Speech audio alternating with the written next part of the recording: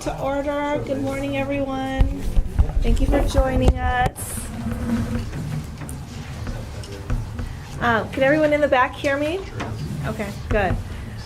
Give me the wave if suddenly you can't start to hear us. I think we're going to go ahead and start with introductions. We have a nice crowd today, and we'd love to know everyone in the room. So my name is Nicole Maher, and I'm the president of Northwest Health Foundation, and I chair the Equity Committee and serve on the OEIB. Why don't we actually start with the guests joining us on the phone, if you'd like to introduce yourself. Do we have any guests? This is Wendy Peterson. I am a manager at the Washington County Juvenile Department. Great. Anyone else? Okay, why don't we have Doris introduce herself, and then we'll work our way back to my left. Hi, I'm Doris McEwen. I'm the staff support for the Equity and Partnerships Committee, working with the OEIB staff and the Chief Education Officer, Dr. Nancy Golden. Great. Mike, hello. Julia Brim Edwards with Nike, committee member and OEIB board member. Good morning, I'm Leslie Garcia. I'm here representing Oregon Health and Sciences University, and I'm their Assistant Chief Diversity Officer and Vice President. I'm Abraham Magana. I'm the Youth Prevention Intervention Specialist with the Youth Development Council. I'm Iris Bill. I'm the Director of Youth Development Council. I'm Anna Teskey. I'm Academic Policy Analyst and Government Relations Associate with the Oregon University System. Good morning, Joe Holliday, Assistant Vice Chancellor for Student Success Initiatives, Oregon University System. Gerald Hamilton, Interim Executive Director, CCW. I'm Blake Dye. I'm the Project Manager for Strategic Initiatives with ODE. Good morning, I'm Michael Mahoney, the Safe and Healthy Schools Coordinator with the ODE.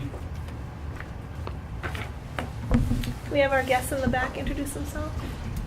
I'm Zeke Smith with United Way of the Colonial Willamette, and also here on behalf of the City Club of Portland.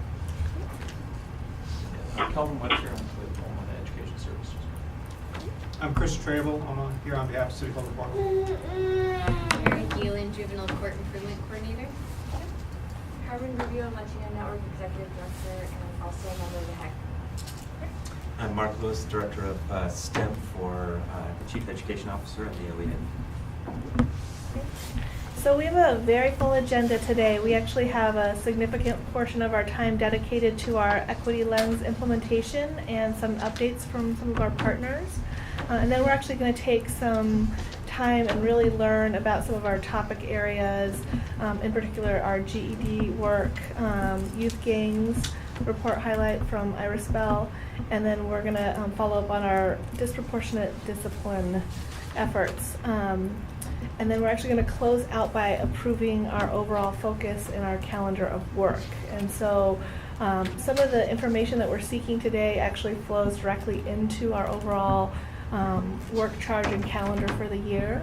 So I think we have such a full agenda, we're going to go ahead and jump right in. I'll invite Doris if you have any comments you'd like to make before we start inviting people up, and if you could actually do the honors of inviting each of our guests and what they've been invited to talk about. Okay, wonderful. As all of you know, we adopted the OEIB adopted the Equity Lens in April of 2013, and as an opportunity, we get continual updates on how other organizations are actually either using the lens that's been provided by the OEIB or their own equity lens, what's the progress on their equity work. So to that end, we've asked the OUS and our partner universities to come and provide the subcommittee with an update on the work they've been doing in equity. So I'd like to start by introducing Dr. Joe Holliday. He's with OUS as Assistant Vice Chancellor, Assistant Vice Chancellor. I wanted to say Assistant President for some reason. That didn't make sense, right? So we're happy to have you, Joe, and if you would introduce the people who have come with you. We've also asked the University of Oregon, so Dr. Alex Asenso may come in a little later, and then Dr. Garcia is also here to do a presentation from Oregon Health Sciences University. So we'll just use that flow for for the first part of the equity lens updates. Thank you, Doris, and I will very much attentively read. Joe, before you start, any of you who are sitting in the back, you're welcome to join us here at the table. The committee moved kind of in a skewed fashion so we could see the screen, but we always would appreciate our partners actually being at the table. So please feel free to join us. Very good. So and I'll do my best to be brief. I do have a short PowerPoint presentation that I can use, or we can also just talk too. But I can use that as to keep me on if nothing else. Anna Teskey is our policy analyst and government relations associate, and has done some significant work on this project. So I've asked her to join me, and she's here to help. Karen Marangel, our interim vice chancellor for strategies, managed this particular project. Karen could not be here today. In fact, the reason she's not here today is that she's at a meeting of GoHERT, which is the Greater Oregon Higher Education Recruitment Consortium. And that is actually part of our effort to diversify our faculty staff system-wide at our universities. That's where Karen is. So this is basically an attempt to use the equity lens, essentially, and apply it to OUS and university access, success, retention, and graduation for students of color and students of low socioeconomic status, underrepresented and underserved students in the system. In addition, we've used some demographic data to look at what is sometimes referred to as the educational pipeline, to look at the demographic trends in race and ethnicity coming out of high schools in Oregon and how the universities look in that regard. So it's kind of looking at what's coming using the equity lens there. One of the slides on this PowerPoint was corrupted in transferring it to my flash drive. I'm not sure how that happened or what happened. It's slide 7. Those of you on the committee, I don't know if the committee members, Doris, have copies of the PowerPoint. Yes. But there are also copies on the table here. Slide 7 is the slide with the educational pipeline data for high school graduates in Oregon. If you have access to the full report, I'm happy to provide it to anybody who doesn't. That actual graphic is on page 4 of the report. And if you have an electronic version of the PowerPoint, again, it is slide 7, so it is there electronically, but not packaged through on the flash drive. Just some background, 2 slides here of background and the path we've been on. We're starting rather arbitrarily with 2009 with one of our symposia, one that we call Day 1 to Degree, What Works in Student Access and Success. That is arbitrary. Those of you who served with Dalton Miller-Jones on the Student Participation and Completion Committee over the years know that there was a symposium before that, 2007, that laid out the problem. The symposium 2009 was more action-oriented, trying to focus on what works. But our Academic Strategies Committee in 2013 started talking about this. The development of the equity lens coincided with that and certainly spurred that conversation. They asked for a report on the current status and again on the pipeline data looking at race and ethnicity and socioeconomic status. The campuses gathered some data and provided some of their best practices. We began to draft a report. That report was approved by the Board Academic Strategies Committee in September. That's the full document that I shared with Doris and is available. And this is a summary of that. What the report does, as I mentioned in my introduction, it examines enrollment, retention, student success. It focuses on Oregon resident students in OUS, in our institutions. It also looks at data from feeder school districts. That's the approach we took. So for the schools, the universities, that have a statewide mission, that is to say, University of Oregon, Oregon State, and Oregon Institute of Technology, we used statewide demographic data. And when I look at Anna, it's because I'm unsure about what I'm saying, so she can reel me in. So sure. For institutions that are regionally based, we work with the data from ODE and other sources to kind of map the feeder districts along with the regional institutions. So that is correct. Right. So again, it's Oregon students, but it does try to incorporate transfer student data. One of our challenges going forward is that we have relied for a long time on measuring student retention for first-time, full-time freshmen from fall to fall, and that is less and less an accurate measure of retention because we have so many transfer students. In fact, more than half of our students and now half of our graduates are transfer students, not first-time, full-time freshmen. So the institutions, through their achievement compacts, I believe we're going to be looking at different ways. And of where measuring. are they transferring from? Mostly from Oregon community colleges, but also they're transferring within the system as well. Those would be the two largest feeders.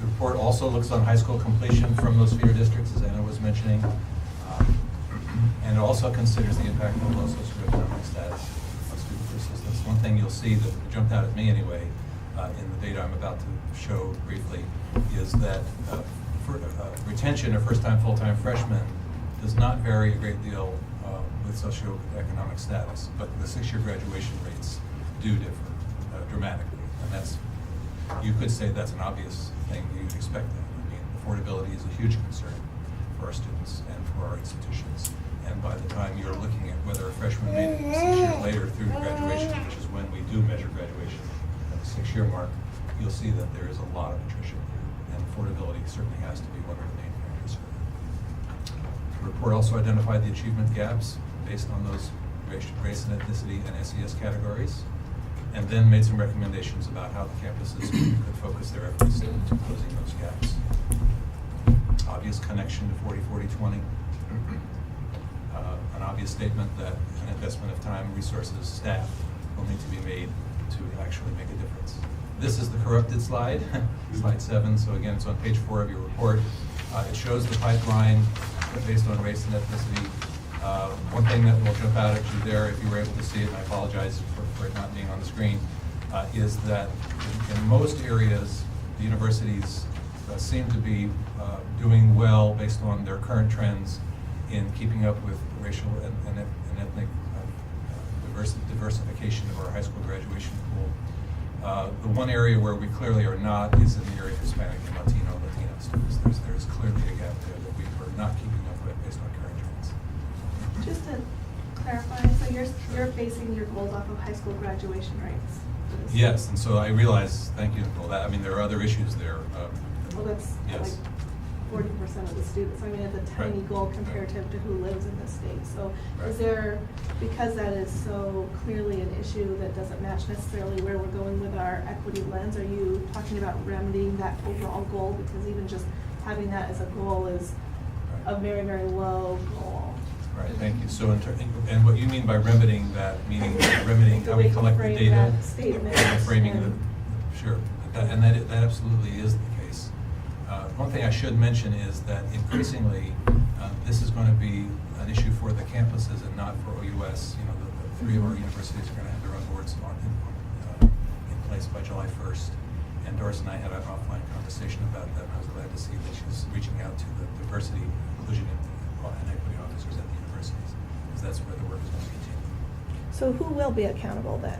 I mean, I guess I'm getting a little confused because it's Sure. like, I guess I hear you in the chancellor's office will oversee 4 of the schools, 4 will have their own board. So when we talk about overall representation of students in Oregon being in the graduation pools, who ultimately is responsible for that? It's an excellent question, and it remains to be seen whether the four what we're now calling our true universities, which are the technical and regional universities, that's Oregon Tech and the 3 regionals, it is still unclear what shape the governance will take for those 4 institutions. They could remain together in a consortium fashion.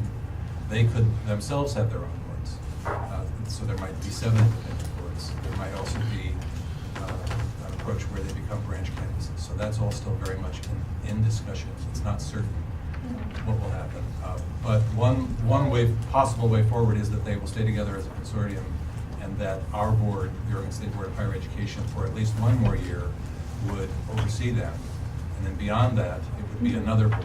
So even that will change. But for the next year, certainly, it will be our board and those 4 institutions. I mean, I don't think it's not fair to ask the total question today, but I think the OEIB and this committee will be really looking for the answer to the question of who ultimately will frame the question and who will be providing the leadership for different outcomes, and based on a different perspective than who's graduating from high school. And I think it sounds like there may be a need to for all of those institutions to have a conversation about it, because it seems really unclear at this point. I agree. And I do also believe that the Higher Education Coordinating Committee would have a role to play in this, perhaps a coordinating role, which is not issues.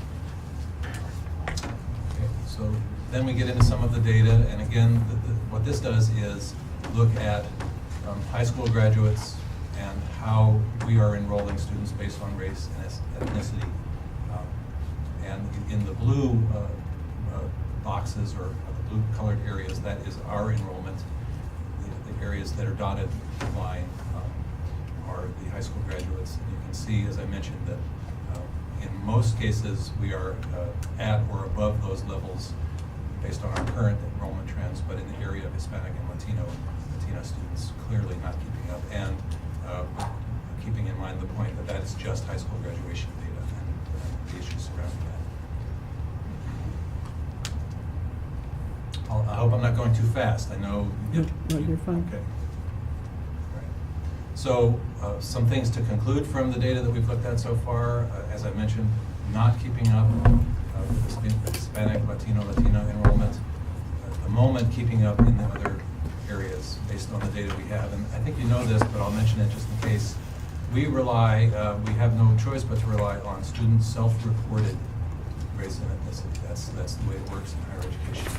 And increasingly, students are reporting more than one race. So that's probably our fastest growth area, in fact. So it's harder to reach conclusions. So, yes, maybe this is a Michael question Beck. for you, maybe this is a Sure. question for Doris. In PPS today, there was a conversation about being able to designate more than one race, but we don't in the achievement compacts.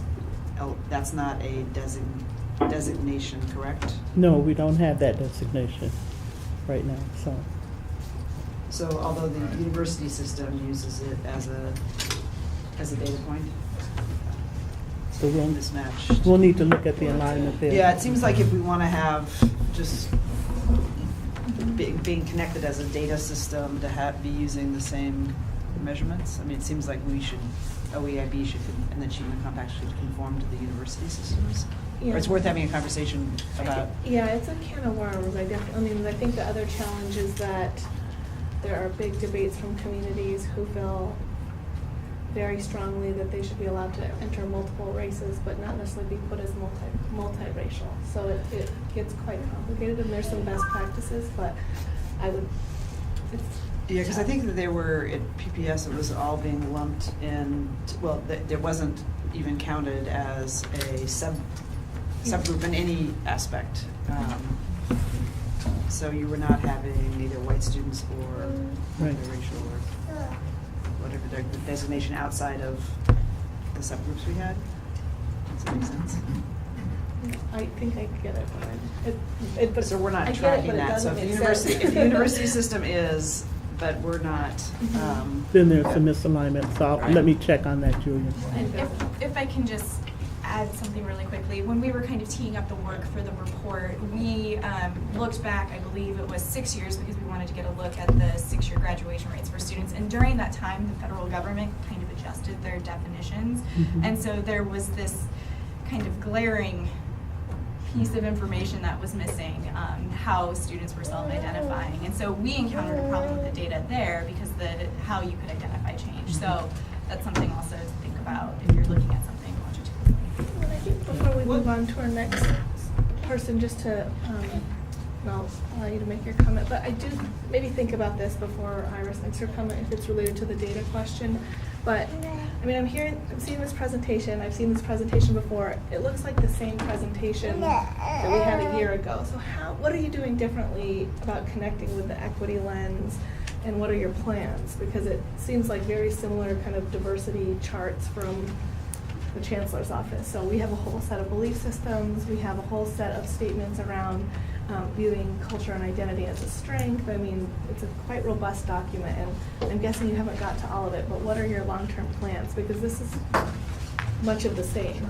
Yeah, and it's the report is unique and different. However, it is based on the same data and the same data limitations that we had a year ago.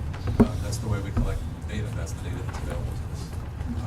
going forward, I know it sounds a little bit like punting, but I think it really is going to be a conversation through the Higher Education Coordinating Commission and the individual institutional boards for this to be useful. The attempt here was to point out some areas where the universities clearly need to focus their efforts on recruitment, retention, and graduation. Just to follow on Nicole's question, so if you take this data, even no matter what the governance structure is, will each institution be looking at the data and be developing plans to move the dial, or have some sort of action plan that addresses it versus just having the data? Or Again, and this is not a flippant comment at all, please. It really, I cannot speak for what the universities will do and how they respond to their own boards. That's where a statewide role is needed. That's where some OEIB or HE or HEC coordination or directive needs to come in, because those universities now will be answering to their own boards. So I was going to mention it as part of staff update. I will be presenting the equity lens to the HEC, the Higher Education Coordinating Commission next week. And I also want to point out that in your packet there's a summary of goals, and the summary of goals are the institutions and where they intend to land with in terms of their work around equity. Joe's overview, and then I wanted to have, and maybe we can have at the next time we meet, another institution come in and update us. But I think the work right now is going to be at the institution level, and so they'll share with us, what they're doing specifically. I know Dr. Garcia is here to provide information on Oregon Health Sciences University. Yeah. Iris, did you have a question? Yeah, I had a question about, just recently, the African immigrant community presented a presentation to the Board of County Commissioners in Montgomery County. And I'm wondering, when you say Black African American, does that include the entire African immigrant population as well? That would be students, again, it's based on self-reporting. Yeah, but I'm wondering, so when you say high school graduation, does that include the entire African immigrant and African American population? It includes those who are not, would not be considered international students, yes. So at the high school level, those young folks who are in high school, who are graduating, who are African immigrants, I doubt that they consider themselves international students. So they're included in this number. I believe so. More than likely. We can certainly double check that. That's the kind of thing we need to know. We need to tease those things out at some point. And so I just want to comment on that, because some of the reporting has to be clearer. And if we are having students identify themselves in high schools based on their enrollment card, and if we don't have a category that teases out African immigrants, then we won't get the data. We will get, they will identify themselves as either Black or African American, or they won't identify themselves and put other. So that's going to be, we'll have to look at how do we get consistency in identification across the state. That's important if we're going to use this data for any, data going forward. Thank and you. I realize that I'm going on here, so you could leave it for questions at this point if you'd like. There's no data here that shows persistence and completion rates by race and SES. This is where I mentioned that the freshman retention rate on the right-hand side with SES is not that different, but then when you look at the 6-year graduation rate, it clearly is an issue, and affordability clearly has to be playing a role. You're saying affordability plays a role in the graduation rate? 6 years later, right? That's one of the factors. Well, just So one I'm of the wondering factors, about, yes. there are other factors, and Absolutely. we hear this particularly again from African American students who go down to the universities, racism, discrimination, all kinds of things that have them leaving the institutions. Most of them headed to historically black colleges after that experience. So I would wonder where we're looking at other, I'm sure you have other reasons why the graduation rates, it can't all be economic. Some of it has to be based on other things simply because of the persistence in the conversations that I hear about why African American folks leave the university, and they do end up graduating, just not from the Oregon University system. They go other places. Right, thank you for that clarification, and I did not mean to imply that there weren't other members, there certainly are. Recommendations for action. We made a series of recommendations to each university president based on the data and the analysis around where they should focus their recruitment and retention efforts. Currently, OUS institutional presidents do include equity and inclusion reporting in their presidential evaluations, but I think the change here would be to incorporate more aspirational goals than just simply trend lines moving forward. We know that a critical component of diversifying the student body is diversifying faculty and staff. Our participation in GoHERC that I mentioned earlier is part of that effort. And there's more along those lines going forward here with the recommendations.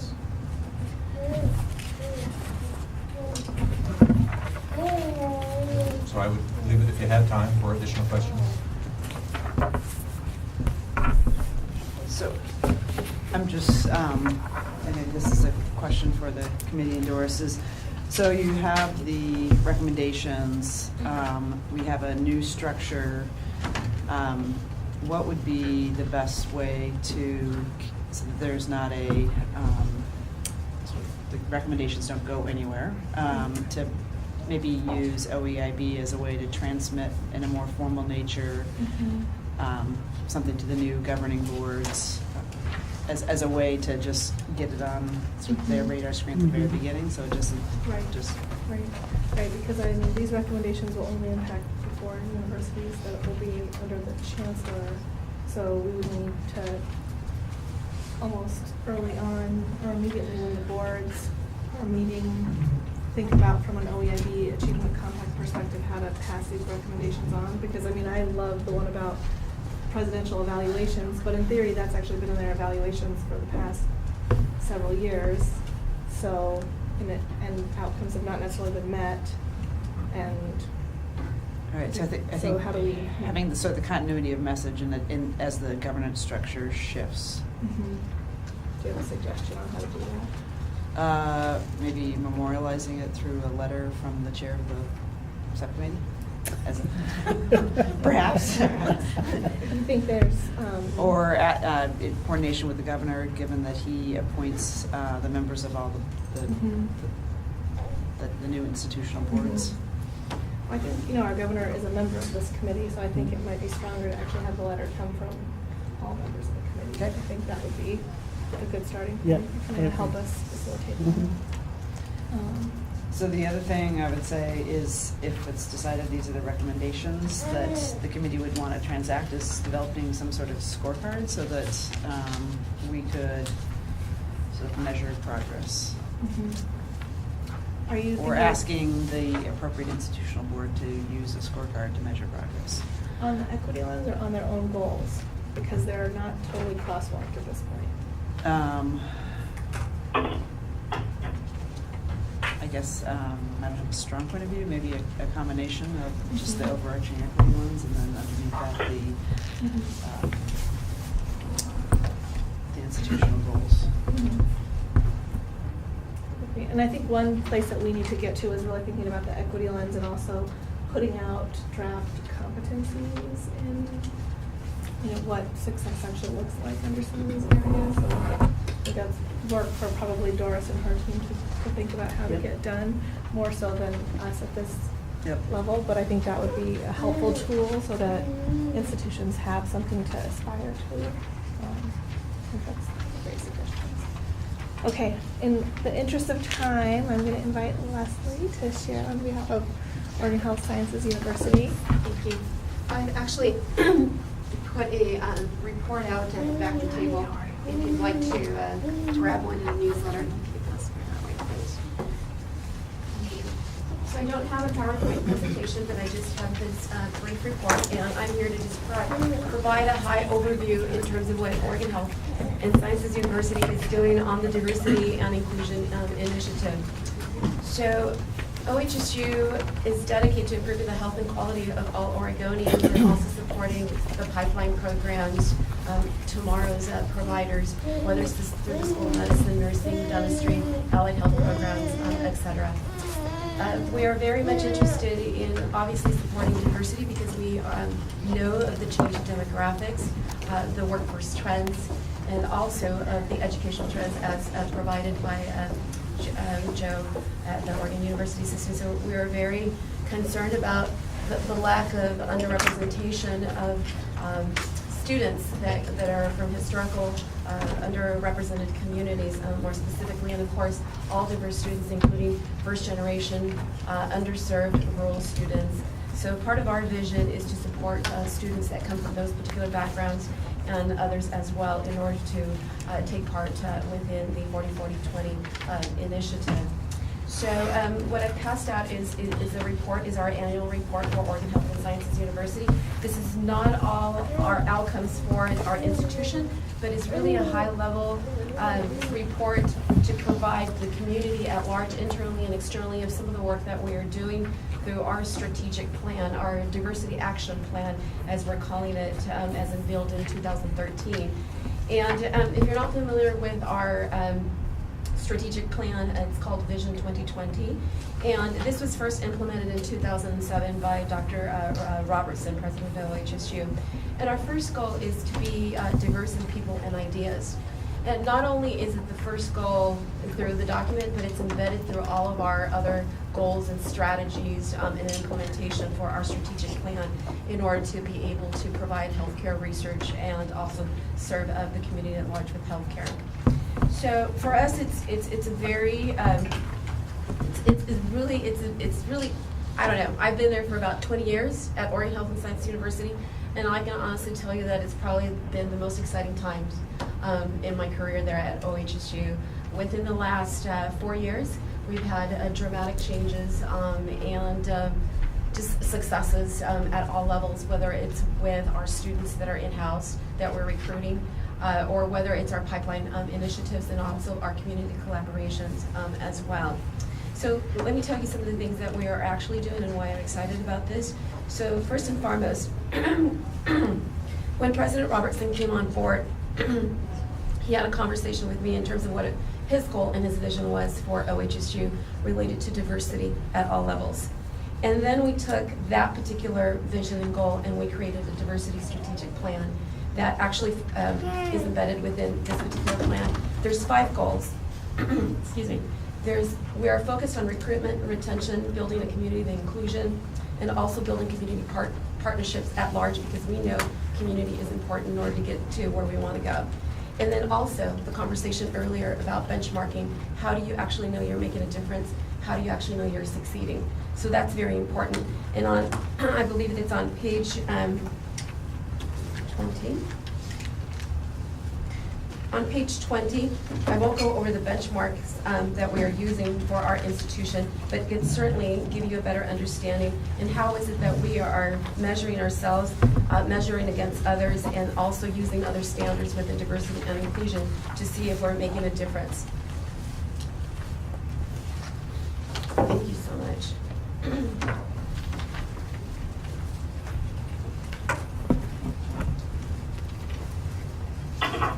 So at OHSU, we have increased our resources, our programs. We've all revamped programs and services to further enhance diversity and inclusion, not just for students, but also for employees and also for prospective students in general. Our board has been really key, as earlier the conversation was.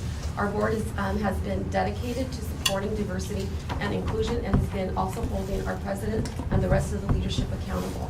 Looking at the numbers, looking at the climate, looking at the actual outcomes and where we need to go.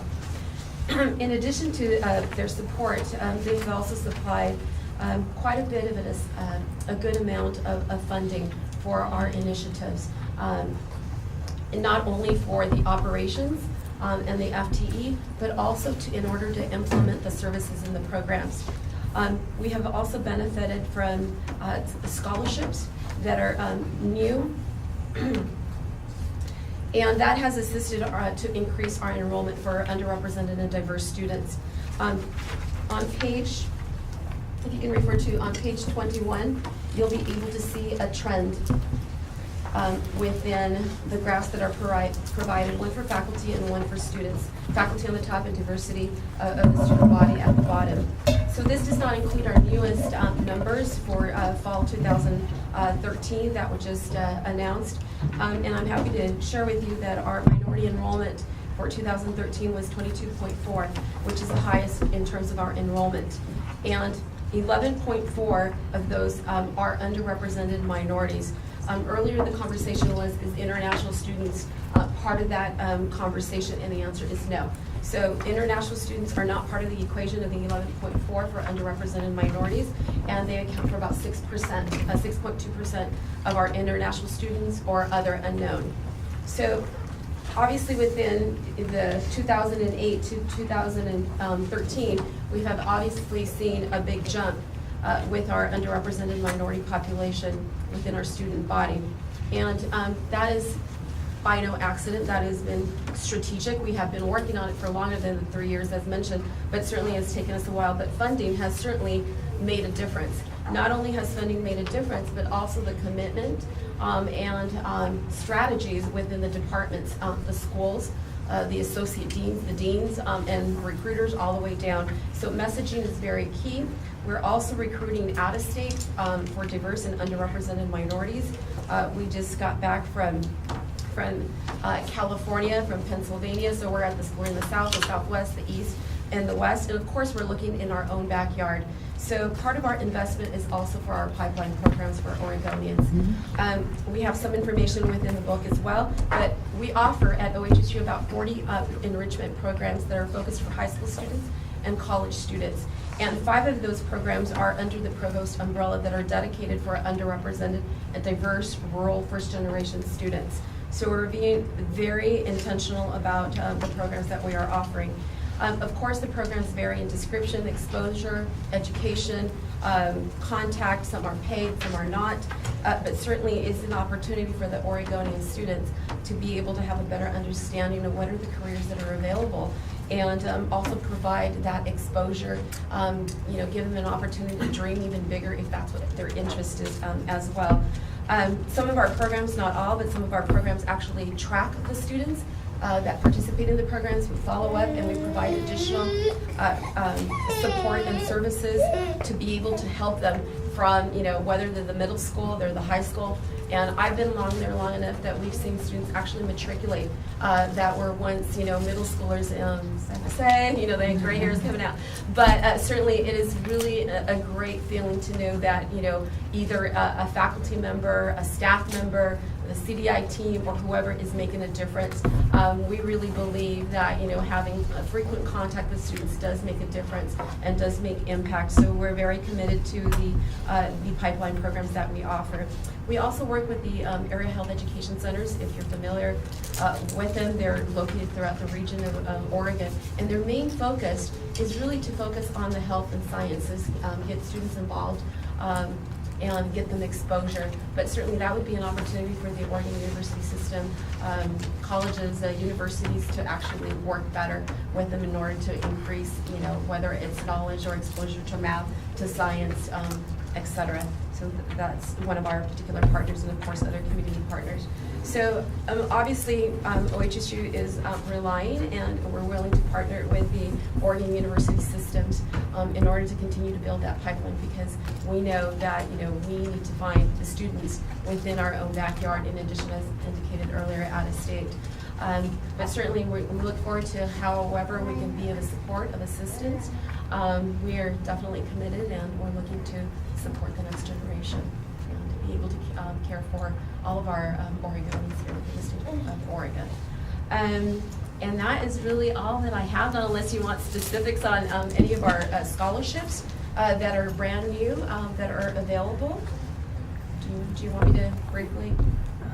I think we could, if you have information, we can share it. Okay, perfect. But first I want to actually introduce Matthew Donegan, who's our newest member of the Equity Committee, who's joining us. And I also want to thank you, Leslie, and actually just share some feedback that really in the last several years it has really been noticed and appreciated to to see OHSU having such a visible presence in the community on such a regular basis. Seems like every community of color event I go to, there's a really wonderful presence, not just in the support, but also attendance of faculty and staff. So I think that's wonderful. And on a side note, I will say also in just enrollment in concrete examples, in this last 2 years, I previously worked for NAIA Family Center, and we sent our first NAIA student to medical school at OHSU and 2 students to the nursing school. So young people that the university was engaging over a series of years are now graduating from college and going on. And I can't say that that's something I could reference specific examples about 5 or 6 years ago. So I think a lot of communities are having those direct experiences, and I think it's important to celebrate success when we have it. Thank you, Nicole, for those comments. We're very committed, and we want to hear those stories, and we're actually going to be putting out some of those stories within probably the next 2 months to be able to share with the community at large of students that have been in the pipeline and what made a difference, what helped them, and what does success look like for them, and what are their goals and how can they serve their community. Because we do know through studies that underrepresented minorities, specifically in the health and sciences medicine, are more likely to return to their communities to serve, and also be sought after by patients who look like them and have that connection within the culture. So, thank you. My only last question, and then I'll invite others. As far as the equity lens, how useful of a tool has that been for OHSU, and do you all have any plans to incorporate some of those policy pieces into your work going forward? Definitely we're open. I mean, we're definitely looking at our metrics. How do we measure success? How do we know when we're there beyond the numbers we're at?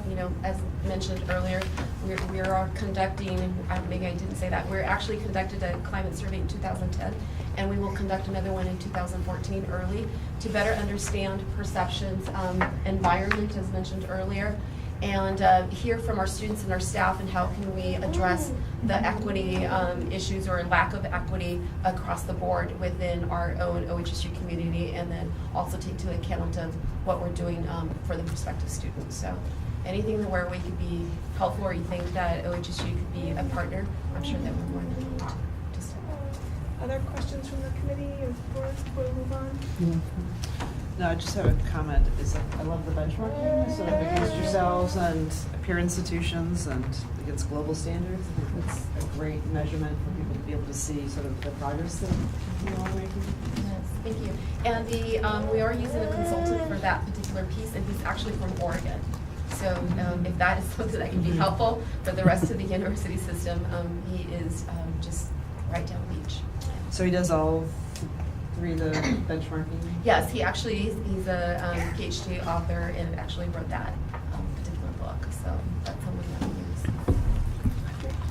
So we're going to need to move along. Doris, you want to invite our next? Actually, I think we're going to take a 5-minute break. 5-minute break, everyone? I think we're going to come back together and continue on. Thank you, Mark. So, Doris, are you ready to do some staff updates? I am. One of the things I wanted to share with the committee is that we have been doing the Equity Lens presentations probably about twice a week. So we get a lot of calls to be able to present the Equity Lens and actually help people to unpack the Equity Lens. So, for example, last week I presented at our staff retreat. So that was quite an extensive work there. And then with the Oregon Ask Conference, with the Oregon Child Care Providers, and then the leadership class at the Intermountain ESD, which was really a good opportunity to start sharing with those who are developing leaders in our communities. And then next week I'll be going to the Higher Education Coordinating Commission to present the lens and ask for their approval of the lens. So those are the things that we've been doing. And I wanted you to hear directly from the Department of Education on the kinds of things that they've been doing with the adoption of the lens as well. So we have Blake Dye here and Cindy Hunt, who've been leading the work there. So if you would just share with the subcommittee some of the work you've been doing. Well, thank you, Dr. McEwen. As said, so I'm sitting behind, my title is Government Legal Affairs Manager, so my unit does everything from our legislative efforts, and then we implement bills, once they pass, and then we coordinate that. And so we're right in the Deputy Superintendent's office. And so when Doris asked me to talk about how we've used the equity lens to implement the strategic initiatives from the governor as expressed in 3232 and 3233, I'm not going to go into like in great detail because I know that you guys have a limited amount of time, but I thought I'd highlight what I thought was sort of some key moments when I felt like we used the equity lens or the elements and the principles in it. So it really started before the legislation passed. We set up expectations with the legislature that a large chunk of money, certainly in 3233, which is the Network for Quality Teaching and Learning, would be very specifically targeted towards closing achievement gap for English language learners, special education students, and students of color. And so when I say a large chunk of money, it was about $5 million was dedicated to that. And then the other thing that we did around that is we set up the expectation that not only was that going to be targeted in sort of this theoretical way, that's fine, but on a practical level, we are going to establish a new Office of Equity at ODE. And so by far, that was the largest chunk of staffing, out of both bills, was specifically directed for our Office of Equity. And that office is specifically charged with providing technical assistance to districts to close achievement gaps. That's been a totally new activity for us. Previously, for example, with English language learners, there's roughly something like 55,000 English language learners in Oregon's public school system. We did not have any general fund dollars as a state dedicated specifically to serving those kids. We were only using federal dollars, which federal dollars is all about compliance. It's not about technical assistance. So one of the arguments we made around 3233 was, look, we need to step up and do this as a state, so setting up expectations. So then, fast forward, the bills passed in July. Yay. And so even before July, though, Deputy Superintendent Saxton called together it's been called the Thursday Leadership Teams. I think we need a better name, but okay. And basically, it's a joint meeting between OEIB staff and ODE staff, so who are leading these efforts. And so we set up, what kind of criteria are we going to use, to establish grants, to divvy up the money, select recipients, all this. And we started talking about the principles. And I know that Doris was involved in that conversation, and there's a couple of things that stood out to me. I mean, I know the equity lens is sort of, I don't know if I have it in my head, it's right in the middle, but I know that it started with, we're going to consider students' interests first and students' interests last, and then there's stuff in the middle. But the equity lens was as part of that, from the very beginning. And then, so we started to implement. And so a lot of the grants and things that we are giving out as competitive grants to school districts, nonprofits, post-secondary institutions, let's see, that's about it. And we need to do rules in front of the State Board of Education. So they are an active partner in this. Well, the State Board had a presentation on the equity lens a couple of months before August. And so one of the first things we did with the State Board of Ed is they were starting to see, how these bills were coming to fruition, what their role was that they very specifically adopted the equity lens, or rather those questions, in the kind of I think it's in the appendices maybe, as a rule that was going to apply and set the stage for all of the work that we did with these bills. And so then we had these ongoing conversations with them every month since then. And I will tell you, they have pushed us at times when we presented. They've said, and so I'm going to highlight one of those is that we were rolling out, some of our grants, and we were very proud of them, as we should be. And they said, but wait a minute, we haven't seen anything targeted at African American youth, for example, specifically. Where is that program? And we didn't have a great answer for them, to be honest. And so we went back and we thought about it, and we came up with a new grant. And it was specifically around closing achievement gaps for African American youth. And it's specifically allocating monies to nonprofits who work in that area and work in conjunction with school districts. So that grant is out there right now. We're looking for people to apply. But that was one example where the State Board of Education specifically listened to, what Doris had perhaps told them 4 or 5 months earlier. And then we had the conversation in August again with the rule and talked about it very much in the grants. And they have become this active partner with us. And so then we came back in October and said, here's our grant, here's how we're going to structure it. They gave us some input, we adopted it, and now it's out there. One of the other things that we've been doing, though, is doing this kind of continual, I'll call it a continual analysis loop, right? So as we've issued some of the first grants, we took a look at them and said, okay, it looks like we will be distributing them in this way, but is that going to cover all of the kids that these bills were meant to cover? And for example, what I mean by that is that sometimes it would be very easy to just look at the best grant writers in the state and end the discussion there and give it to those districts. But the discussion from the beginning was, sometimes the students that we need to serve aren't in the districts with the best grant writers. And so a couple of the things that we've done is we've distributed money specifically to ESDs to support all of those small and rural districts, for example. Another thing that we did early on is that we said to districts, so what do you think about this? District says, you're moving too fast. Fast as a big state agency, We're like, that's interesting. We said, what do you mean by that? And they said, well, we appreciate you're giving us money before the beginning of the school year, but can you extend the RFPs by a month? Because, we need more time and some of our grant writers might be a little rusty and that kind of thing. So we did that. And then getting into some of the other things that we learned as we started to analyze, I'll let Blake talk about that. He's one of my newest team members. I'm very excited to have him. After a while, I can't call him you because he's been here a month and a half-ish, yeah. And so I'll let Blake talk about some of our recent efforts, because as we started to analyze our method for selecting RFPs, we've adjusted that as well.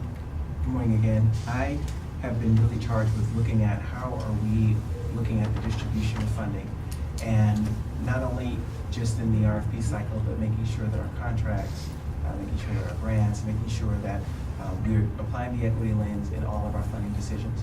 So it's 2 types of conversations that we're having internally, making sure that staff understand that there's a mechanism for applying the equity lens before you start the RFP writing process, and making sure that you're doing intentional outreach to diverse communities, and that you're keeping your process open to all different communities within Oregon for people to participate in the process. And we're looking at external communities to make sure that they understand that they also have a stake in the game, and that they should take more of an active process in engaging in the grants and in the RFP process, and competing for contracts. And so what we've been trying to do is to make sure that we have a lot of outreach effort towards underrepresented populations and community of colors and people that service our underrepresented Oregonians. And so we've been having a lot of conversations through webinars to provide technical assistance to people to help them understand how to be submitting competitive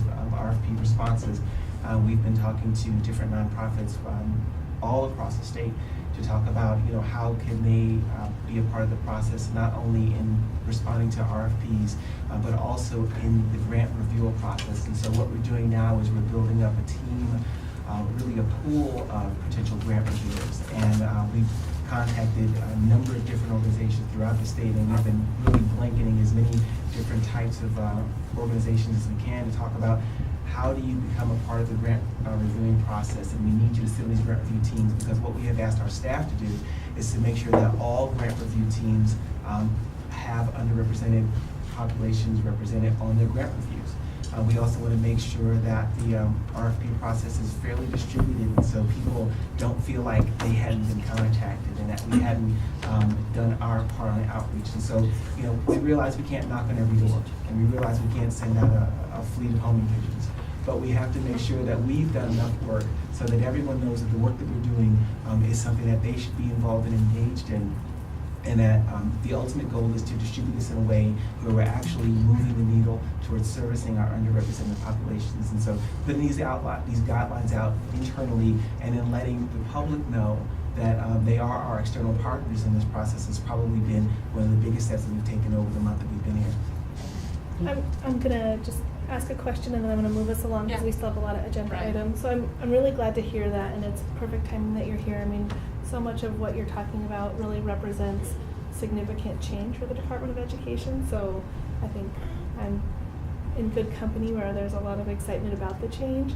I will share that Dr. Nancy Golden and I did have a chance to meet last week with several leaders from communities of color, and we actually got quite a bit of feedback about the most recent processes, and I'd be remiss if I just didn't share it now. So I think there's excitement, but I think there's also a perspective that was really important. While folks are appreciative that there's recruitment for folks to serve on grant committees, we also heard a lot of feedback from leaders in the African American community, for example, who actually run excellent programs with pretty amazing outcomes, who said, why on earth would you design a program and do an RFP and not invite us to give any input about what that initiative would look like? Several of mistakes that we've seen happen time and time again before, and assumptions are built into the RFP that had you met with us, talked with us, and sought out that feedback prior to issuing the RFP, we could have avoided. So I mean, I think there's a compliment and excitement that oh, thank goodness we're actually focusing on a population and making a direct investment. But I don't think that it's going far enough to say, we'll invite you to serve on the committee. Really, we should be taking leaders from communities who actually have a demonstrated track record of success, which we don't have a lot of that happening within districts, but we do in the nonprofit, and actually inviting them to help us design. And that was really echoed in that conversation, and I know Nancy will be circling back to follow up with leaders from Latino, African American, Native American, and immigrant communities. So I think it's sort of like, we've never seen this happen at the Department of Education. That's great, but we could still improve and go farther.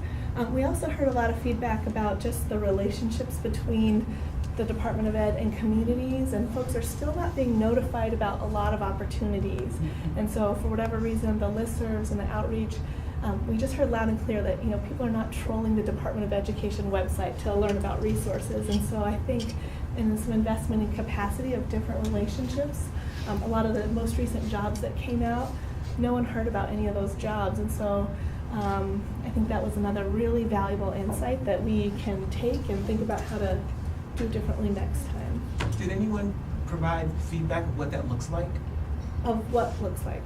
They said that they hadn't heard the information, but did they have any input on how we could improve our delivery of information so that we could actually reach them? Sure. I mean, almost every community in the state has a significant listserv where they send out resources. I'm a member of the Native American community. We have a listserv with over 5,000 people on it, and most communities have multiple efforts along those lines, and the fact that we're not connecting with any of those might tell us that we need to build a different set of relationships. So I know Doris has a lot of those listservs and has been growing that capacity, but there's a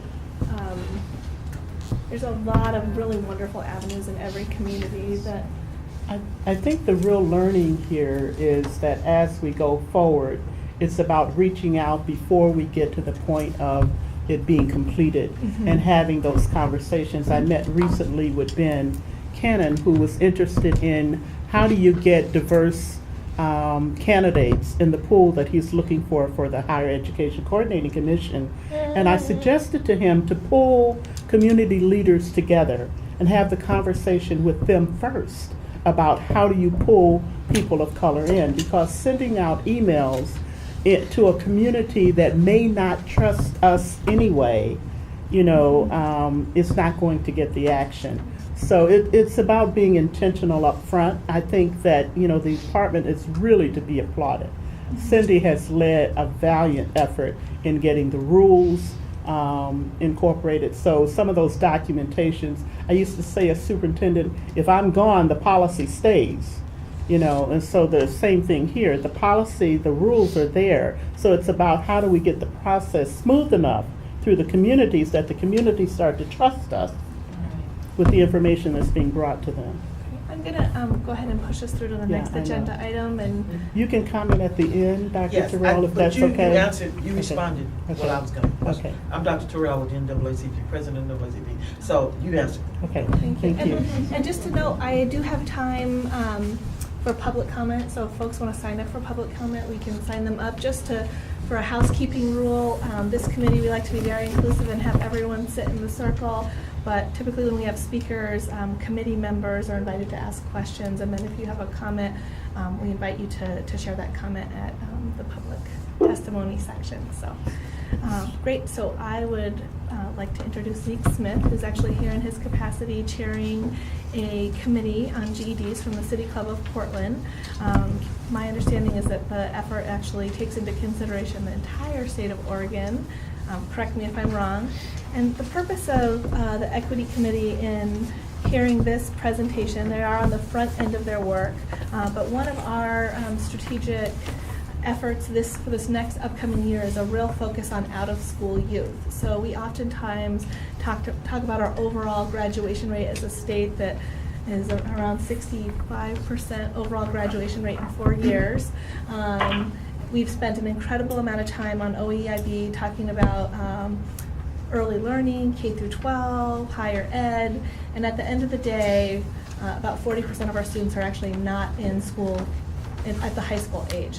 We also know from our discipline reports that we actually have a huge dropout problem in middle school. And in fact, some communities, several of our immigrant and refugee communities, our Latino communities and Southeast Asian communities, as well as Native American communities, lose a significant portion of their students in 7th and 8th grade. And so the Equity Committee has taken very seriously this role about how will we get to 40-40-20 unless we have viable, tangible, culturally relevant solutions for out-of-school youth. And at the same time, City Club is doing this effort around GEDs, and we like to use other people's work when it's really excellent. So I want to hear about this work in case we can use some of it. So Zeke, take it away.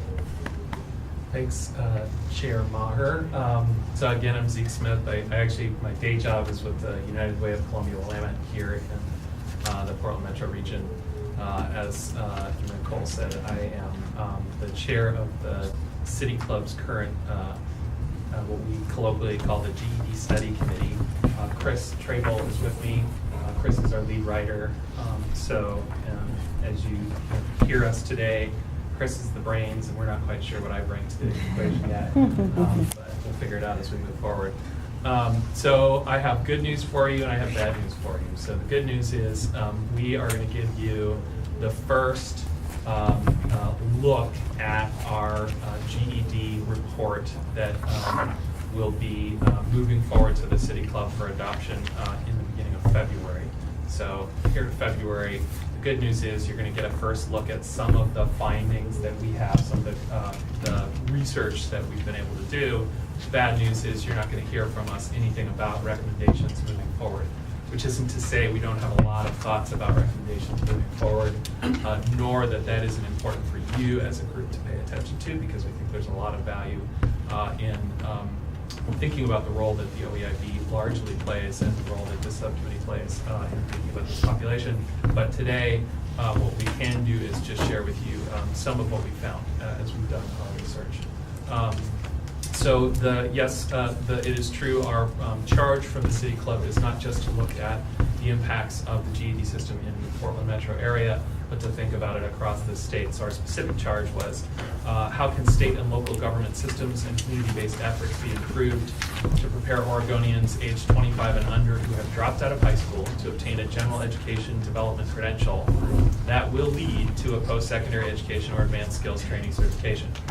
So both a narrow scope focused on thinking about the role that the GED plays with a particular population, but also a pretty broad scope when we think about the implications of thinking about the GED as a milestone on the way to something else, not just as an endpoint, which frankly, part of what we found is the perceptions around the GED from all different kinds of communities remain both pretty negative, to be pretty clear, and do not necessarily extend to that notion of thinking about the GED as a milestone on a pathway too, but really about it in many cases as an endpoint. So that's one of the things that has come out through our research. As we began down this path, something became really clear, which I think some people have some vague notion of, but it was pretty clear not many people have a very clear notion of, and that is that the GED system is changing dramatically as of January 1st, 2014.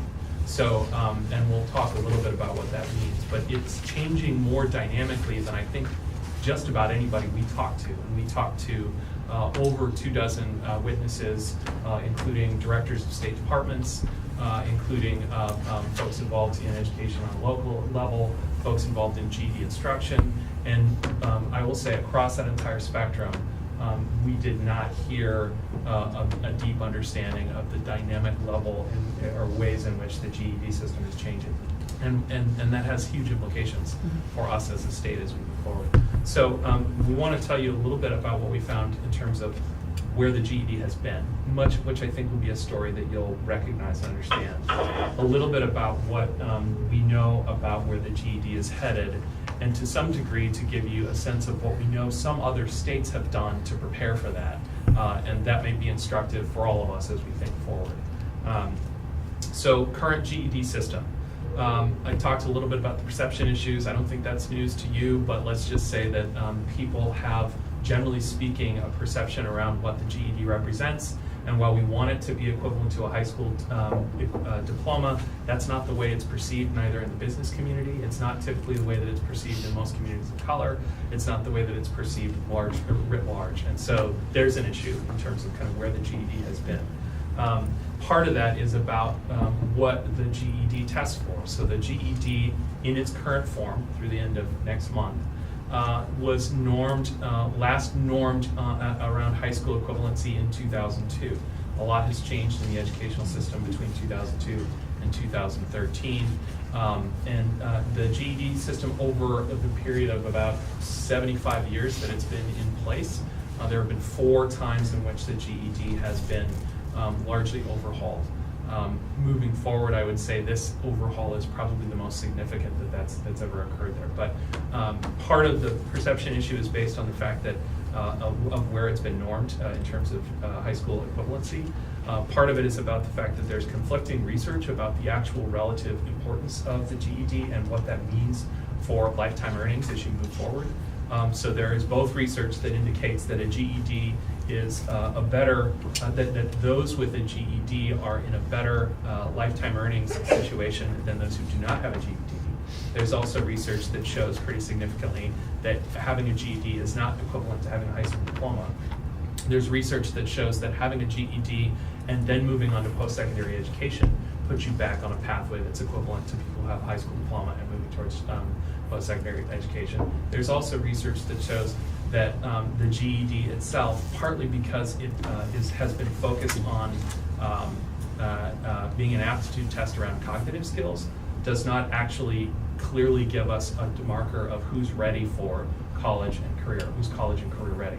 So that's part of what plays into where the GED is heading in the future, but I think it's also an important thing just for us to pay attention to in terms of what are our expectations in terms of what the GED, the role that GED plays in a larger educational system and why that's important. I guess I'll step back for a moment and say the other thing that was clear to us and that was charged to us by the City Club was thinking about this in the dynamic of the new kind of Oregon landscape around our 40-40-20 goals. And what we know is that if the expectations are that 100% of adults will have a high school diploma or its equivalent by 2025, and in 2011, 340,000 adults did not have that, and that as we move forward, those numbers are both increasing, and they're also increasing in the disproportionality in terms of the number of people of color who are represented in that population. We got a lot of work to do. I'd say one of the things that we also have not found to date is that there is much of a plan at a state level to address that particular issue. So that question of how are we engaged in thinking about those who do not currently have a diploma or its equivalent moving into a place where we can say we've effectively met our goal 40-40-20. There doesn't seem to be much in place to support that, and that's, I think, one of those implications moving forward in terms of thinking about where the GED system fits in that more largely. What else do we know about the GED in its current form or the outcomes that we receive there? We know that of those individuals who attain a GED, while I think it's 60% of them indicate their interest in pursuing post-secondary education, only 12% of them actually earn a post-secondary credential of any kind whatsoever. So while getting a GED may be important for a particular set of young people, if the intent is to move on to post-secondary success, it has not been a pathway that has led to that very effectively to date. And as I said, we also know that disproportionately those who are attaining GEDs are non-white students. That's both a factor of, as we heard earlier, who is successfully receiving high school diplomas and the racial demographic makeup of those individuals. I think it's also something we have to pay close attention to, and so I'm glad that we're here today and thinking about how this system is designed in such a way that it's most effectively addressing and impacting communities of color. So all of that is kind of what we know about the GED up until the end of this year. There are a number of things about the GED program moving forward that I think are important for people to understand. Some of this I would expect that you have heard. I'm going to bet that there's going to be some aspects of this that you don't know because, as I said, as we've done this research, we found that there's not a lot that's known about this. So it's, I would say it's not just a new GED test, it's a new GED program. I'll step back and say ACE and which is a nonprofit organization, Pearson, which is a for-profit education company, have come together to form the GED Testing Center. The GED Testing Center is who is designing this new system. ACE has been involved in designing each iteration of the GED over the course of its history and life. The new GED program is built on the new Common Core state standards, so that has been built into the actual test itself. There are also a number of supplemental materials that support students in building their knowledge so that they can pass the GED. Those are all built on the Common Core state standards as well. I think one of the most significant things to understand is that there are now, for the first time, going to be, in essence, 2 passing levels in this new GED system. So there's what's called a GED score, which, when attained, means that an individual will have, in essence, high school graduation level competency. So that's normed through a process that they use where they have either recent graduates or high school seniors that are on track to graduate take the test, and they norm kind of what the level is for the average high school attainer in the country. So there's the GED score level, which will look and smell and feel in many ways like what GED attainment looked like in the past. And then there's what's called GED score with honors, and that will be at a higher level. And the intent there is that that's actually normed at a college and career readiness level. So I think there are some great questions about what does college and career readiness mean. I know that that's something that the OEIB is considering at this point in time. But the intent there is that there is the ability to show that students who pass that GED score with honors have the capacity to move into post-secondary training and or education and not need to receive the remedial education that often is the case. Let me interrupt Zeke for 1 second. When he says that the GED score is going to look a lot like the current GED exam, that's true kind of in a broad picture way, but the expectation is that even though it will look like the current exam, it will still be a harder level to attain because of the linking to the Common Core standards. And what we've seen is that in a lot of states, including Oregon, there are many students right now who are out there rushing to get their GED in order to avoid having to take the harder test in January. You're very smart. So there's this dynamic between the recognition that people don't believe the GED matters. So it's what is it actually telling us in terms of the students that are receiving their GED, and the desire to increase or raise the expectations and the level of competency that the GED is testing. That has implications clearly for individual students across our state and across the system. I think another thing that is an important thing for people to understand is a significant change is that we're moving from 5 GED tests to 4 GED tests. So what they've done is they've in effect taken a math test, a reading test, a writing test, a social studies test, and a science test. And they've taken that reading test and they've incorporated it into a larger reasoning and language arts test. So there's 4 tests, reasoning, language arts, math, science, and social studies.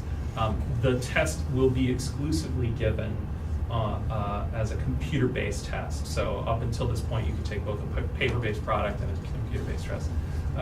That's important because it has implications for individuals who may not have computer literacy levels to do that. But the other, I think, significant shift there is that the test is designed in such a way that it requires you to take it on the computer, which is to say there's an interactivity to many of the questions that is designed that way because it tests your level of thinking and reasoning in a different way than what the old test did. So that's an important shift and difference in terms of where the GED is headed.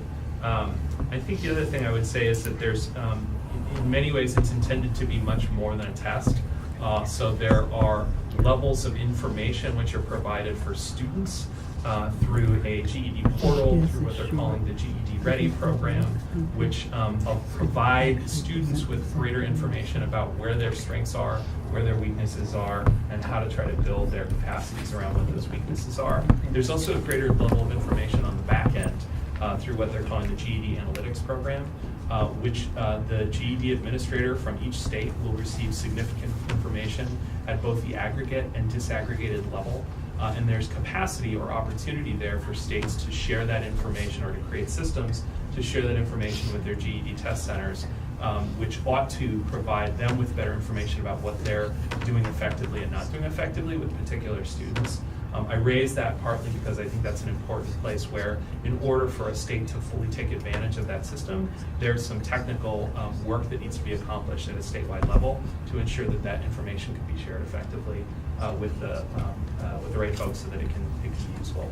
Can you share really quickly just a brief overview of how GEDs are offered, delivered, and the effectiveness of that system? Because, I mean, being out in the community, you see lots of people who want to get their GED but can't find a provider or an opportunity to get it or the support. So if you could, and it looks very different in rural versus urban, some strengths in each one, and also a little bit more about your timeline for getting to recommendations, because we actually have a timeline as well, and it'd be really interesting to think about how to complement one another.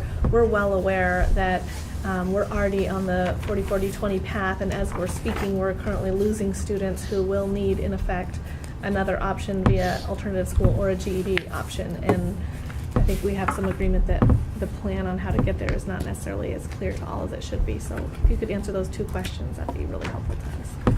Yeah, so I guess what I'd say is I'd step back and I'd relate the world as it pertains to people who might get GEDs to what you all probably understand about the early learning community, which I'm intentionally not using system in either case because there isn't a system, right?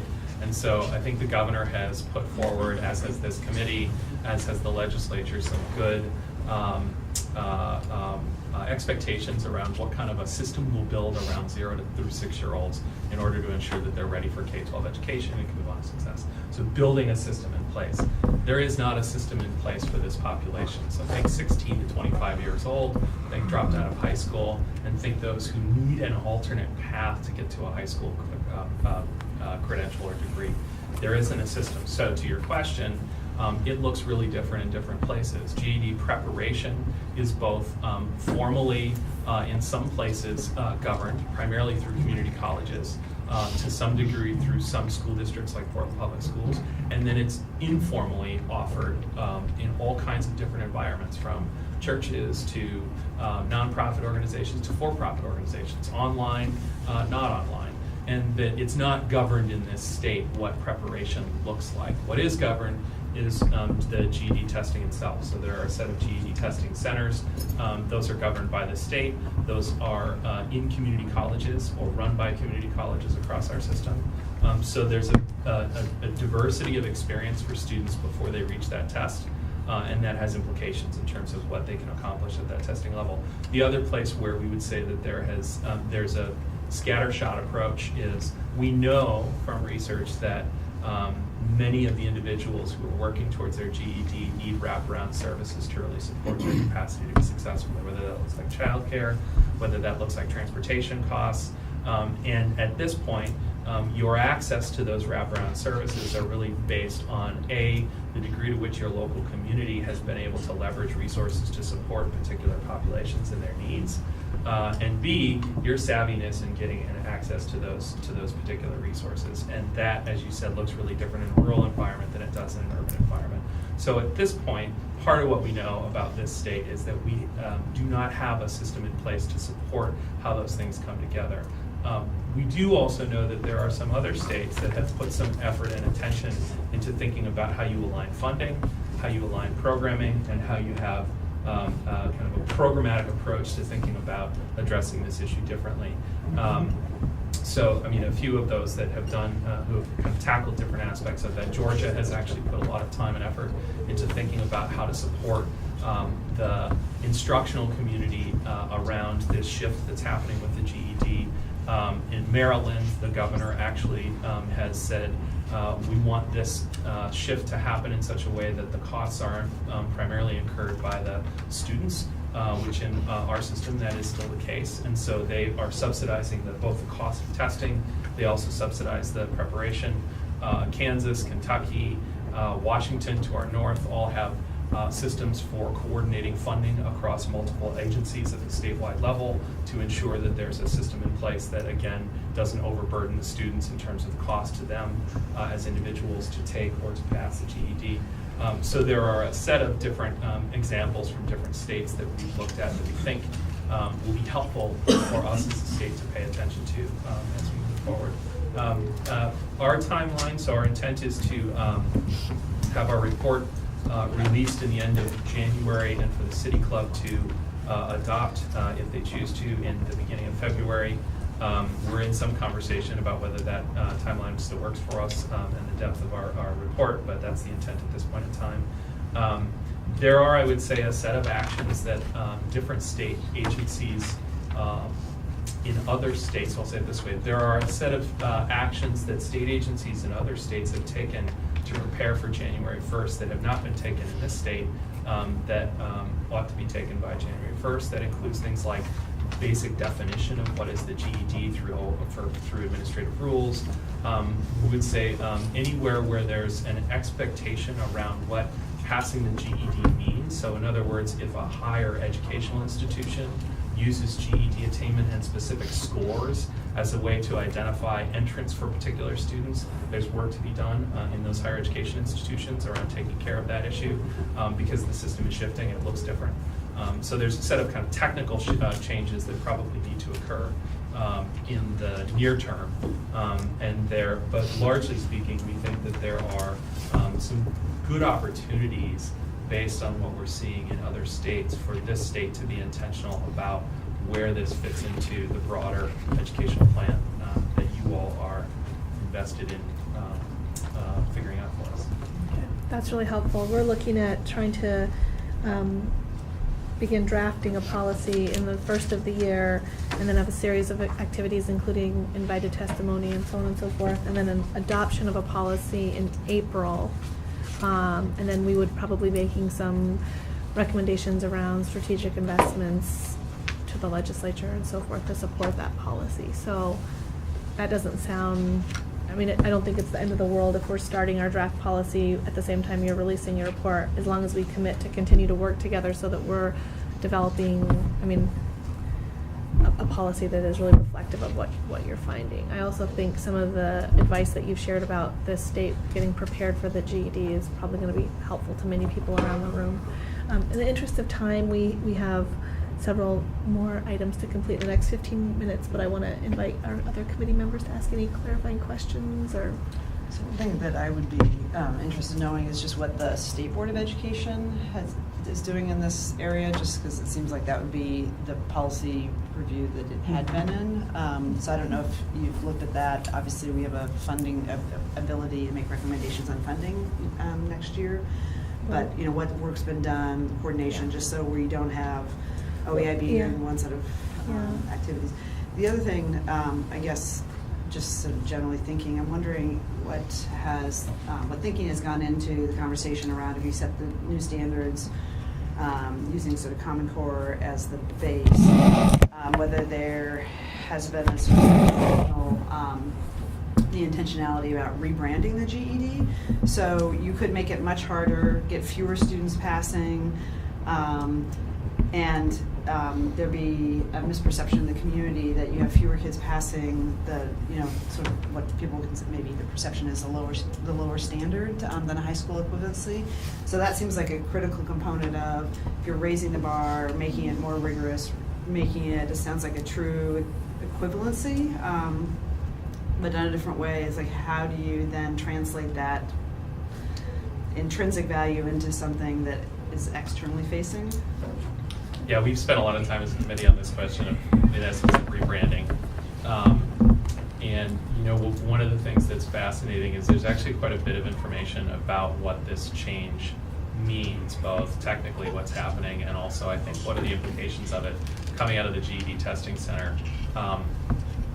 It's odd that doesn't seem to be, whatever work has been done around marketing there has not been effective, because it's not being communicated either at the local level nor at the state level, not just in this state, but when we kind of review the literature across the country, it's clear that the implications of this aren't coming through fully, or the opportunities that are there. So I think there's both a rebranding opportunity at the national level, but I do think the question about what local states do to ensure that that we really take advantage of that opportunity is key. This is really about a very different GED system, and which will both provide for an opportunity to see outcomes look differently, but it also has a lot built into it potentially that students and that instructors could take advantage of to really support individuals in a different way. So I think that's key. To your first question, I think the only answer I would say is it's more clear what other state boards of education are doing on this than it is what's occurring here at this point. If I could add one other wrinkle in there, just so the committee's aware, there are alternatives to the GED that are coming online next year as well. There are 2 new tests, one from McGraw-Hill, one from the Educational Testing Service, that are meant to be alternatives for states that are unhappy with the changes to the GED. Many states are adopting these. Oregon has decided not to at this time, but just so you guys know, those options are out there. Yeah, and then we'll make this our final comment, and then we're going to move on. Thanks, Nicole. I guess, first of all, thank you. I would say, as an OEIB member, this is, I think, one of the least understood areas, particularly within the 40-40-20. And it seems like the more conversations I have, the more confused I get as to what should the state's policy be with regard to GEDs. 340,000 is not a community that can be ignored, nor should it. And it seems, in terms of what the question I've got as you look at your report, obviously is towards resource allocation and understanding what we are doing now, which sounds like it's not easy to understand, but also what incremental investments should we be making, on both levels of those new tests or scores that you talked about. Because it seems like this honors level could increase that 12%. And what I inferred from your comments was that could be a huge incremental value gain for these GED recipients. It sounds like there's no high school, no GED, and then once you get a GED, there's some sort of a value gain for the recipient. It sounds like the really big gain is once they get into the post-secondary arena, and then there's real true equivalency with the other post-secondary. And the fact that that's only 12% is very discouraging and disheartening. Perhaps it's about, and I'm sure that's what you're thinking, is that this honors level could maybe increase that 12%. I'm hopeful, and the question to us becomes, what kind of incremental resources might we consider to get more honors level graduates? So it'd be interesting to see what the baseline comes out in 2014. When folks start taking the new tests, is that about 12% or hopefully more? And then what can we be doing with those wraparound services and other resources to get more honors level test scores? Because if I had an honors level test score, I'd probably be a lot more willing to consider post-secondary. And so maybe we can create some kind of pull from that program. So it sounds like a lot of great groundwork. And then what we need to understand is really resource allocation to achieve what you're describing. Yeah, 3 quick responses, none of which will satisfy your appetite for specific recommendations, because we're not giving recommendations at this point. We want you to read our report when it comes out. But I can tell you that we will be, I don't think I'm speaking too early to say that there will definitely be recommendations in there that have implications for the questions you just asked. That said, from a resource standpoint, when we asked around budget policy analysts throughout the state at multiple levels, we got a very consistent answer, which is we have no idea how much money is being spent on GED programming. That's consistent across the board. Seems to me if we're in a state that actually cares about an outcome associated with GEDs, we probably need to know where the money is and what the gap is. That's one. I think the other question that's an interesting one for you all to consider right now is understanding both what's the baseline data right now in terms of the populations that you're most invested in thinking about. And as you said, as this new system comes online, paying attention to, and as I said, there's a deeper level of analytics available at this point in this new system, paying attention to the data that's coming out of that system and beginning to think about how that helps shape what we want both investment and programming and support to look like moving forward. That might be an interesting place for you all to consider what kind of information you're looking for at different points in time. And the third thing I'd say is, I think what you said about the GED honors is true with a really, really big caveat that is an important one to acknowledge, and that is, I think educational research and even economics research, James Heckman, is showing us that, or is telling us that both high school diplomas and a GED don't actually tell us much about what it means to be college and career ready. They tell us a lot about competencies that individuals have at that point on a set of around cognitive skills. They don't necessarily tell us anything about non-cognitive skills. If they tell us anything, it's the high school diploma that does, because basically what it tells us is this set of individuals who received a high school diploma were able to work 4 years in an environment that they either really liked or really didn't like, and to get through all of the kind of social constructs around a high school setting with success on the other side. That tells us probably more about what that individual's readiness is for college and career than what they learned in those 4 years or what they can show us in a test. And so to some degree, I think it's true that the GED honors presents an opportunity for a different level of understanding about readiness, but really still thinking about what else do we need to know and what other kinds of supports need to be wrapped around these individuals, so that not just that they believe I'm now ready for college, but when they get there, that they really are ready in such a way that they can immediately enter and not have to do all kinds of remediation. But that's a bigger question, and I think that's one that kind of falls back on all of our systems to think together collectively about how we address them. Thank you so much. I'm going to move us along. We're going to get this January report from Yeah, we need to schedule a January. When you're done? A January visit for the report. That would be. Just one final, just quick comment. Okay. That means the committee members have to stay for 5 more minutes. Sorry. Just one of the positive takeaways from your presentation is the fact that you've got so much community engagement. And so while there's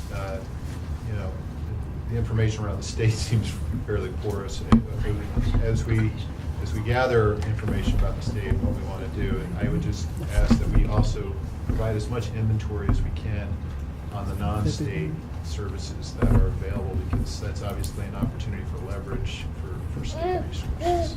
Yeah, thank you. Well, and I think just as a recommendation, I wonder if we should actually invite you to come back and report to the full OEIB, because this has impact and actually sets the stage for every single one of our committees. And certainly we know that most of the a big portion of the 340,000 folks we're talking about are people of color and low-income communities, but every single one of our indicators is dependent on success with this change. So we're inviting you back for 2 more meetings. Big road ahead here between here and 2025 if we actually want to move forward. Yeah, absolutely. So I'm actually going to change our agenda a bit, because I think it's very important that we adopt our scope of work and our calendar for the next year. We saw a draft of this. I know that I made several suggestions in between our last meeting and this meeting, all of which have been incorporated. Did you guys have feedback or suggestions about this? And we maintain the right to modify it as we get into the work. So if we adopt it today, this is not like a blood oath that we have to do everything exactly as said. It's really just a map to complete. For those in the audience, this is really sharing our overall focus in the next year, which will be to recommend some policy on overrepresentation of students of color with disability and to address disability and IEP issues more fully.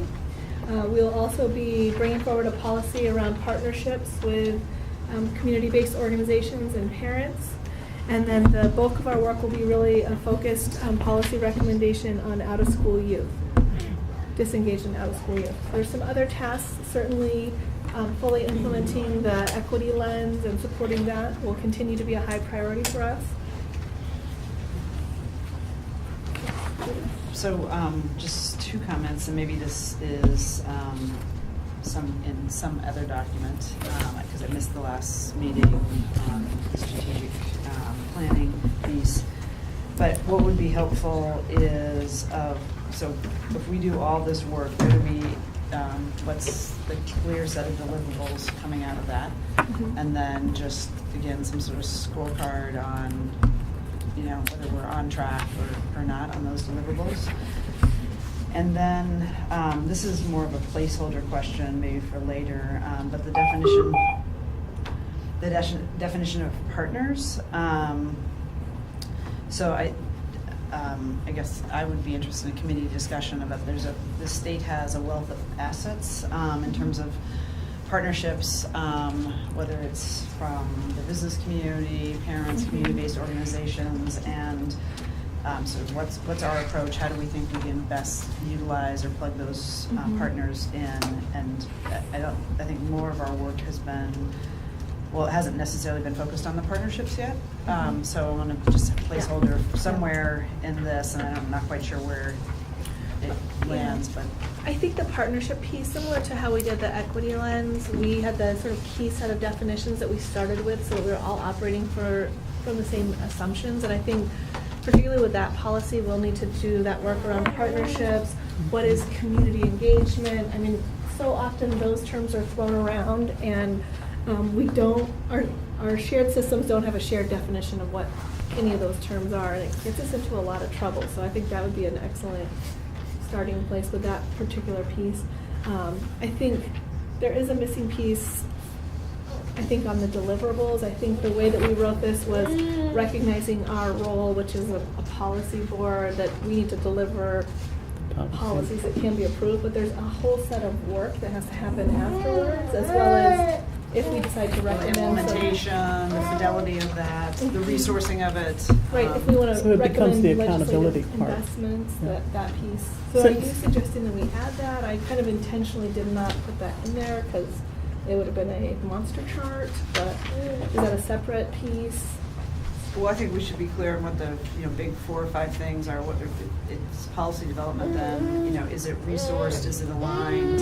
Is it actually integrated into the statewide work? And because otherwise, it may be, well, we passed 4 policies, and that doesn't mean that we've actually changed practices on the ground or actually resource things. I completely agree, and I think that we're talking about, I think we've been having those conversations. My question is, where do you want to see that? Are you asking for that to be added? Do you see that in a different place as far as? Well, maybe we can have a little discussion here, because I had some similar questions, and I apologize for not being part of the strategic planning either. But we're having a somewhat parallel discussion at OUS, and we're kind of moving is, I think this might be part of what Julia's asking, is in terms of prioritization and timeline on these policy recommendations, it does seem that there are policy recommendations that are lower cost and higher cost to the states. And that what we want to be doing is taking advantage of as many low-cost policy recommendations and making those immediate priorities, because we can get bang for the buck without a lot of funding. And then there are other policy recommendations that kind of creep up a cost curve and say, well, these are the next tranche of higher costs and the next tranche of higher costs. And so it helps the state really prioritize and again build timelines as to how we're going to focus our attention and resources. And with the OEIB, it seems like that would be particularly appropriate, right? Because ultimately what we're trying to get down to with regard to deliverables, I think a lot of large part are going to be resource recommendations, right? And so it's almost a triaging process where you say, okay, here's the low-hanging fruit that know what the state's currently doing on GED, for example, and then for other policy recommendations to have clarity that they're going to cost money and real money, and the state needs to understand that so that we actually resource what we're saying we want to achieve. So I'm glancing through this and I'm trying to figure out where that finds a home in this, and I don't have the answer to that, Nicole. But it seems like I think our effectiveness will really improve if we can get to kind of a hard recommendations around how we prioritize our policy recommendations. So with that, do you have a solution to this? No, a solution. Actually, it's not a solution, but it may help with the discussion. And that's the information you shared, Nicole, that the committee not meet in December, that there actually be a working opportunity for us to delve into what does the scope of work look like moving forward. So we know the deliverables are the policy recommendations. The implementation piece is there. That's not the OEIB or the subcommittee's role in terms of staying out of the implementation pieces, but there is an accountability back to the OEIB. So figuring all of that out as part of our work session, I think would be a great agenda. Yeah, that was sort of our thinking, is that we actually needed time to sit through and think about what are the specific deliverables with the policies, and I think a prioritization as well. And whereas something may cost more, but there may be a unique opportunity because of what's happening in other systems that we would want to take full advantage of. So in the interest of time, do you want to have the work session and then adopt this, or do we want to adopt it and then have the work session? I could go either way. Do we have a... Well, I think this is general. This is really general and can be changed.